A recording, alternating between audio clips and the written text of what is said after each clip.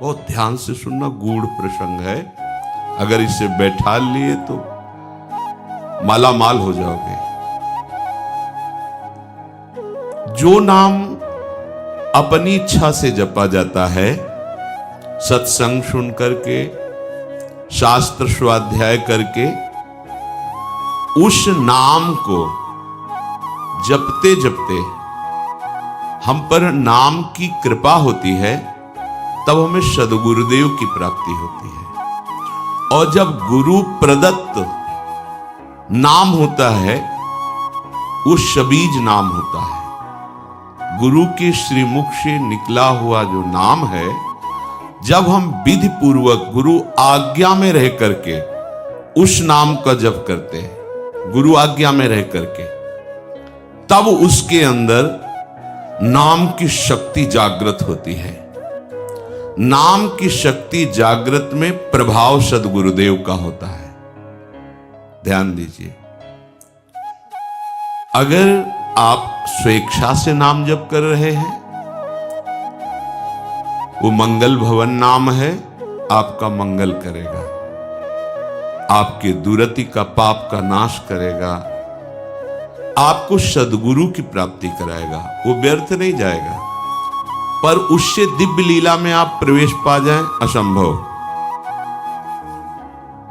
वो मार्ग ही है। जब सद्गुरुदेव भगवान नाम प्रदान करते हैं और हम उनकी आज्ञा में रहकर नाम जप करते हैं, तो गुरुदेव की शक्ति के प्रभाव से हमारे हृदय में अधिकार बनने लगता है बीज मंत्र प्राप्त करने का। बड़ा सुंदर क्रम है। सद्गुरुदेव जब उसको देखते हैं कि ये इष्ट मंत्र का अधिकारी हो गया है, गुरु प्रदत्त नाम, सबीज नाम, गुरु अनुशासन में जपते जपते, जब गुरुदेव की कृपा शक्ति से उसके स्थूल शरीर, ये पंचभौतिक, ये पवित्र, और सूक्ष्म शरीर, मन चित्त बुद्धि अंतःकरण पवित्र, और कारण शरीर स्वभाव का परिवर्तन, तब गुरुदेव उसे बीज मंत्र देते हैं। बीज मंत्र ये विशुद्ध भावदेह की प्राप्ति कराता है। बीज मंत्र के क्रम विकास से उसमें दिव्यता का प्रादुर्भाव होता है। क्रम विकास से आप कितना अधिक मंत्र में तन्मय हो रहे हैं, कितना अनुशासन से युक्त हैं, कितनी पवित्रता का निर्वाह कर रहे हैं, कितनी आपके अंदर एकाग्रता है, कितनी देर मंत्र में टिकते हैं, उसके अनुसार देह एवं मन की सारी मलिनता दूर हो जाती है और बीज मंत्र से सिद्ध स्वरूप का उदय होता है। उस उपासक के हृदय में भावदेह जिसे कहते हैं। मंत्र सिद्धि आचार्य परंपरा से है। आपको मंत्र सिद्ध करने की जरूरत नहीं है, सिद्ध मंत्र है। इस मंत्र में प्रियता, अधिक समय तक टिके रहना, बहुत समय तक निज मंत्र ही चल रहा है, इससे आपकी पहले भूत शुद्धि होगी, पंचभूत आपके शुद्ध होंगे जिनसे शरीर रचा है। फिर चित्त शुद्ध होगा, इसके बाद स्वभाव शुद्ध होगा आपका। वो स्वभाव ही जहां शुद्ध हुआ, तहां भावदेह का अनुभव होने लगेगा। बीज मंत्र से, निज मंत्र से उस समय किसी भी अभाव की स्मृति नहीं रहती। अभाव, न उसे मोक्ष चाहिए, न सिद्धियां, कोई अभाव नहीं। सोचो कैसी स्थिति। जिस समय स्वभाव शुद्ध हुआ, पहले भूत शुद्धि, चित्त शुद्धि, स्वभाव शुद्धि, अब जो भाव का प्रादुर्भाव हुआ, तो यहां कोई भी अभाव नहीं है। किसी भी तरह की कोई चाह, कोई कामना, कोई पद प्रतिष्ठा, कुछ नहीं। ये अवस्था यद्यपि सिद्धावस्था के अंतर्गत मानी जाती है, परंतु इस प्रेम मार्ग की इस अवस्था में माता के गर्भ से उत्पन्न मलिन देह से प्रवेश नहीं हो सकता। इस देह का राग जब तक है, इसमें जब तक अपनापन है, तब तक आपका निकुंज रस में, देखो कहा है, गुरु प्रदत्त नाम जप से, मंत्र का अधिकार, मंत्र से समस्त भूतों की शुद्धि, स्वभाव तक की शुद्धि। अब भाव देह का प्रादुर्भाव, माता के गर्भ से उत्पन्न हुए देह से प्रवेश नहीं है, भाव देह से, गुरु प्रदत्त मंत्र से उप्रगट हुआ जो देह है, उससे बनिता पुरुष भाव मिट जाए, सेवे ललितादिक के भाय, मानसी गढ़े चित्त, उसके चित्त में ही अनुभव होने लगता है अपने दिव्य देह का, चिदानंदमय देह का। फिर वो मानो राजमार्ग पे खड़ा हो गया, राजमार्ग जैसे बना हुआ जीटी रोड, अब आंख मूंद के दौड़ने पर भी गिरने की संभावना नहीं, अब संभावना खत्म, माया अब उसको स्पर्श भी नहीं कर सकती। भगवत भजन की ये माइक अशुद्धि को दूर करके दिव्य देह भाव देह की अभिव्यक्ति जब तक नहीं है तब तक लीला में प्रवेश नहीं होता, छिन छिन बिहरत संग ये अनुभव नहीं होता। अब भावदेह में जो सेवा होती है, जो सुमिरन होता है, जो भजन होता है, वो है भजन। तो इस भजन से उस भजन की प्राप्ति, भजन से भजन की मांग,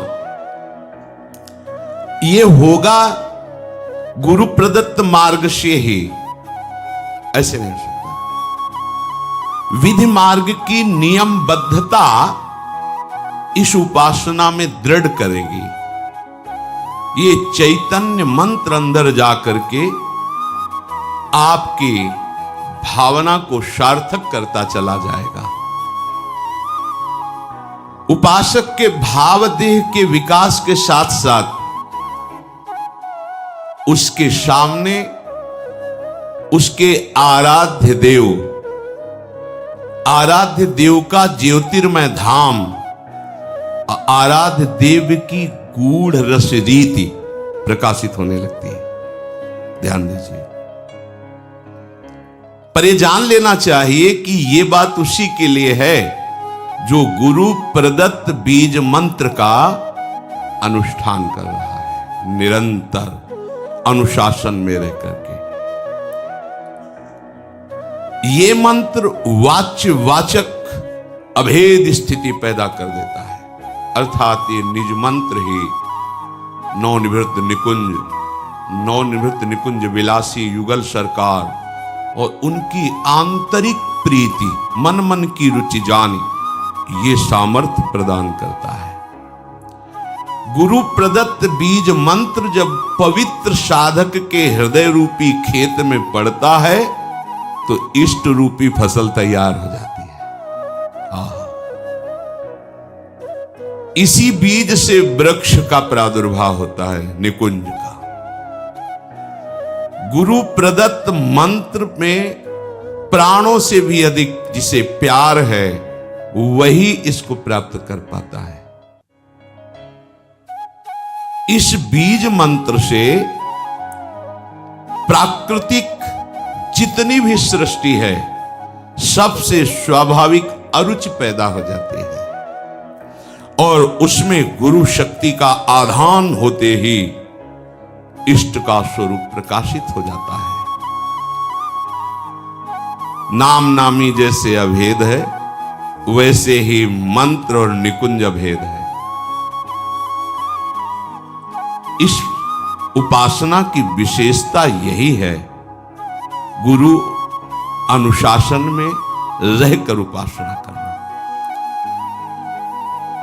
ज्योतिर्मय धाम, ज्योतिर्मय रूप, ज्योतिर्मय लीला, अब ये भजन का प्रभाव प्रकाशित हुआ। वो उपासक भले दिखाई देता है शरीर में है, पर वो शरीर में रहते हुए भी शरीर में नहीं रहता। वो अपने ज्योतिर्मय धाम में धामी श्यामा श्याम की नित्य सेवा में अपने भाव देश से रहता है। शरीर छूटे या बना रहे इससे कोई फर्क नहीं पड़ता। शरीर रहते ही वो इस अवस्था को प्राप्त हो जाता है। ये प्रेम की चरम अवस्था है। अब ऐसे महापुरुष में और इष्ट में बिल्कुल कोई अंतर नहीं रह जाता। विगलित होकर के एक ही भूत हो जाता है। अब वो रस स्वरूप हो जाता है। जो उपासक उपासना की इस सोपान स्थिति पर होता है वो रस स्वरूप, रसमय हरिवंश, परम परमाक्षर, वो नाम के प्रभाव से स्वयं नाम का फल उसके हृदय में जो प्रकाशित हुआ तो वो फल स्वरूप ही हो गया, रस स्वरूप, रसमय हो गया। ये प्रेम की महाअद्वैत स्थिति है। प्रेम की इस अवस्था में जो स्थायी भाव स्वरूप प्राप्त हुआ, अब वो नित्य लीला का अधिकारी हो गया। देखने का ही नहीं, सम्मिलित होने का अधिकारी